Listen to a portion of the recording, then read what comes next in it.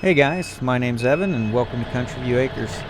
So today it's finally day to cut hay and getting the hay bind out so we can get out there in the hay field. But the first thing I want to do is I actually want to try to adjust a few things on this and just kind of do some checking on it before we take it out to the hay field.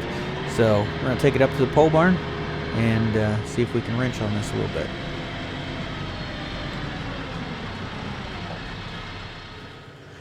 So the first thing I want to do is I want to see if we can adjust this lift cylinder. Right now this is pinned in the upper position, so I can undo this. All right, I got this freed up. This is, I believe this is an adjustable stop, and it pushes in on this pin right here, and I think that will stop the cylinder. That's what I think it'll do. We'll see.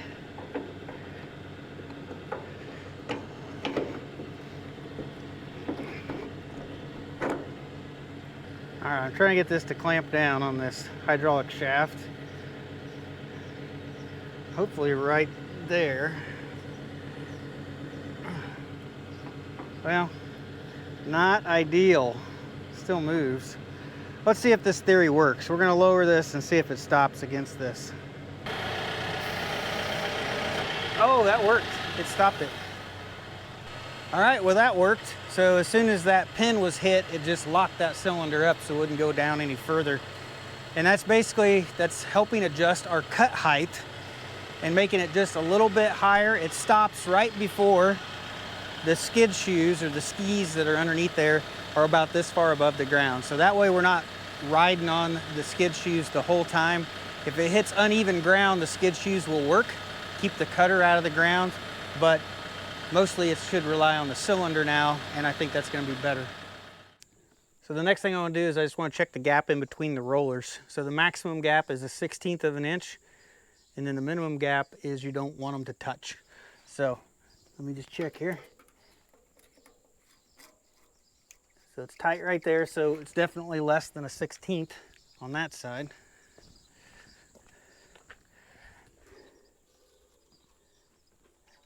It's tight there. It's less than 1/16. Now we just got to make sure they're not touching. All right, this is 1.5 thousandths. And it is just touching on this side. That appears to be fine. So it looks like this side over here, the roller is touching, and this side, the roller isn't. So we need to bring this roller up just a little bit so it's not touching. So each side has a little eccentric bolt or a cam that you need to adjust. And it is right here. I don't know if you can tell, there's a bolt going through here and you can see it's off-centered. And then you turn that cam, that'll basically turn all this linkage and change that height. And I showed you that side because the other side's even harder to get to. So I'm gonna see if I can loosen that up and just tweak it a little bit, get it to where the rollers aren't touching. Well, I gave it a shot. I tried to adjust the cam, which shifts the bracket on this side for that roller height, and I could not get it to budge. I mean, I could move the cam, I could loosen it up, but when I went to tighten it to try to shift the roller, it wouldn't move the roller. So I've hooked the little crane to it and lifted up on it. In fact, I'm lifting the whole side of this machine up, and I still cannot get that to move, to free up. So I think in this roller mechanism, that's supposed to be able to flex a little bit and move with the grass flowing through it, and I don't think it is. I think that mechanism right in there is all locked up, and that's why I can't adjust it.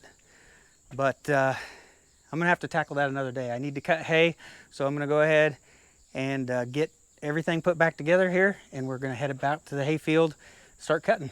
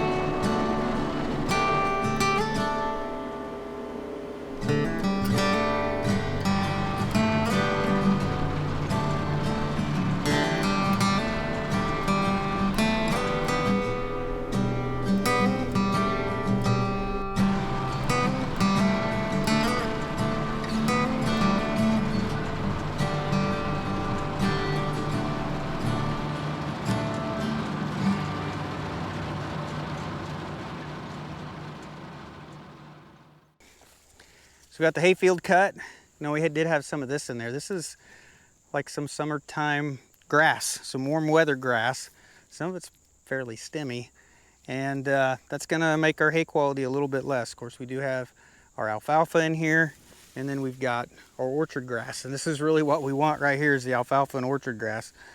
But there was a lot of that summertime grass in here, so the hay quality is gonna be not as good in this field. There's a few weeds that came up, and I think that's just summertime. It was really dry in June, so I think it gave the opportunity, you know, after our first cutting, for that summertime grass to come in. And the good thing is we got it all cut before any of it went to seed, so that's a good thing. The hay bind seemed to run okay. I'm gonna go ahead, I'm gonna check. I measured this cylinder, I measured this distance, and I'm curious if it shifted. You know, I ran this up and down several times as we turned around the field, and I was afraid this had moved, and it did. It has moved about 1 5/8 inches, so it slid. This thing didn't clamp real good, and I could tell by the end I thought I was running on the skid shoes again. So I was cutting lower than I was when we started. So that does move. They were back at 4 5/8 inches in between there. So I've seen people put like a hose clamp and tighten that behind there to keep that from moving, or I may just put some rubber or something on the inside of there so it has something to really clamp down on and keep it moving. But we're just gonna have to do that another day. We're gonna go ahead and head to the other hayfield and start cutting it.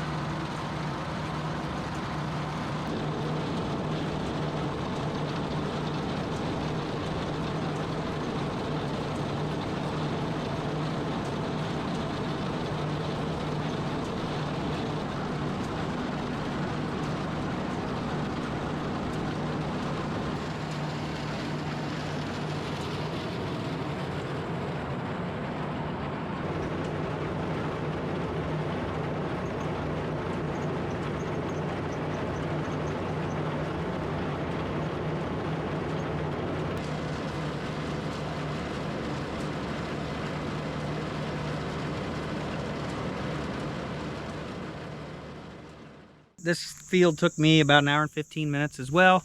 Both hay fields are the same size. They're just a different shape. And the hay bind did fine with the cutting, but the cylinder on the backside, that stop, slid back again. And it kept on getting lower and lower and lower until it was sitting on the skid shoes.